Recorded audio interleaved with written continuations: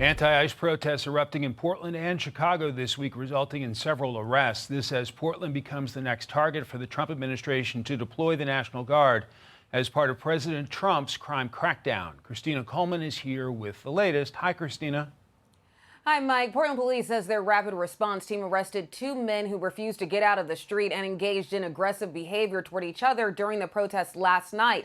Also, the DOJ is launching an investigation into the arrest of independent conservative journalist Nicholas Sorter. He was one of a number of people arrested Thursday night by Portland police during the protests. After he was released from jail, he told Fox News that he never expected to get arrested.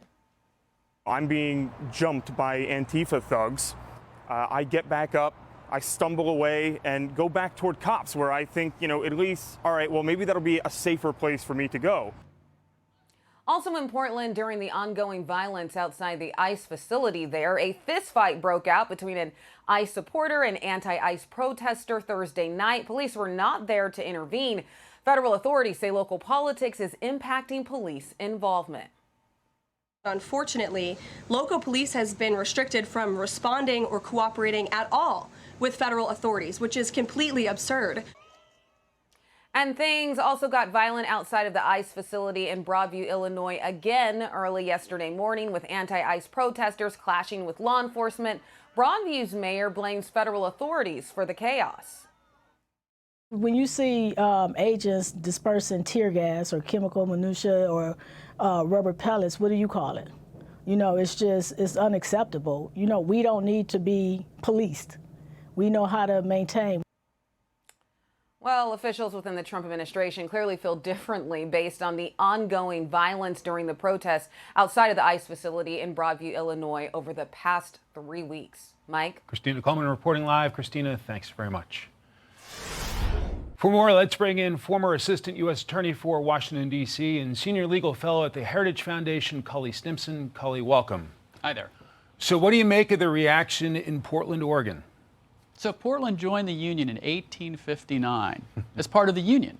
And part of the bargain you get when you become a state in this republic is that you have to allow for the enforcement of all laws, including federal laws, including ones you may not agree with. Right. So I actually think the blame lies with local leaders who don't allow police to do their job. The police are clearly for the enforcement of law, including federal law. I'm sure these local cops are friendly with the federal troops and the National Guardsmen. They're probably friends with them.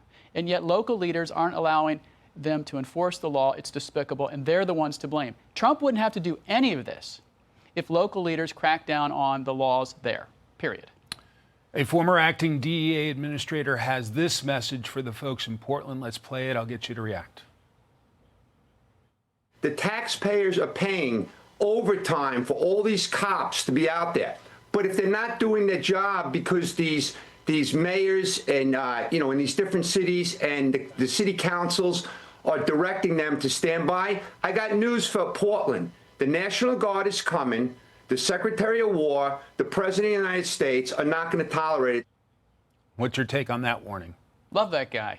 I mean, he's right? Look, you don't get to selectively enforce the law. And if you're holding the reins back on local police who you're funding, who you're asking to put their lives on the line every single day, sure, and then you tell them, do your job with one hand behind your back, and oh, by the way, don't cooperate with the feds, you're a lawless person. You're a lawless politician, and you should resign in disgrace.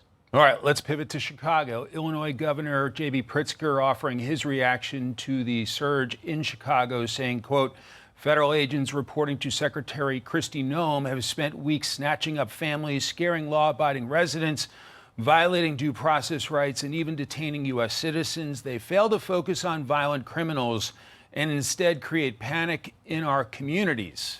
How do you respond? It's a tremendous act of projection on his part. He's the one, his mayor's the one, that is not enforcing local law. It's the crime tsunami in Chicago, which I've written about, which I've talked about. I mean, there are parts of Chicago, as I've told you before, Mike, that are more dangerous than the war zones in Iraq and Afghanistan. So if they would do their jobs and unleash their police to do their jobs lawfully and work with local residents. By the way, Trump won. Okay, get over it. Right? Federal law applies in Illinois, which joined the Union right after 1800. And so federal law, including immigration law, applies in Illinois. So cooperate. It's their fault that Trump is sending those folks there because they're not doing their job and they're for illegal immigration. And so Trump is like, look, I won on this. I even won the swing states. Get over it. And if you're not going to do your job, I'm going to second my folks to there to help them do their job. Okay, to the sentencing of this would-be assassin of Justice Brett Kavanaugh, Nicholas Roski, now goes by Sophie, sentenced to 8 years. DOJ was seeking 30 years. Yeah. What do you make of that? Well, it's an overtly light sentence. I agree with Carrie Severino's comment earlier that you put up on the screen. And remember, there is precedent for the Department of Justice appealing light sentences and winning. So the Benghazi bomber, murderer, thug, a guy named Katala, he was sentenced to a light sentence here in D.C. District Court. The judge gave him a light sentence. The U.S. Attorney's Office sought an appeal, and the D.C. Circuit, the second highest court in the land here in D.C., reversed and said, sentence him more harshly. In fact, what they said was the sentence was substantively unreasonably low in light of the gravity of his crimes. They're going to use that language in this appeal, and I think the D.C. Circuit, all of whom are federal judges, some may be wannabes on the Supreme Court, are going to say resentence him and sentence him to at least this. Considering political violence recently, 2 assassination attempts against a presidential nominee, a former president of the United States, Charlie Kirk, a few weeks ago. Yeah. Isn't that an argument for stiff sentences? Well, you don't sentence based on the zeitgeist of the day. You sentence on the gravamen of the crime before the court. Okay. And of the facts in this particular case, when you want to take out 1/9 of the Supreme Court and you planned way ahead, you traveled all the way across the country, you had zip ties and you had aspirations to take out more than one justice, maybe 1/3 of the Supreme Court, this judge was a little bit out to lunch and she's going to get overruled. We will follow this Roski case closely. Cully Stimson, thank you so much. Thanks for having me. You bet. Hey everyone, I'm Emily Campagno. Catch me and my co-hosts Harris Faulkner and Kaylee McEnany on Outnumbered every weekday at 12 p.m. Eastern, or set your DVR. Also, don't forget to subscribe to the Fox News YouTube page for daily highlights.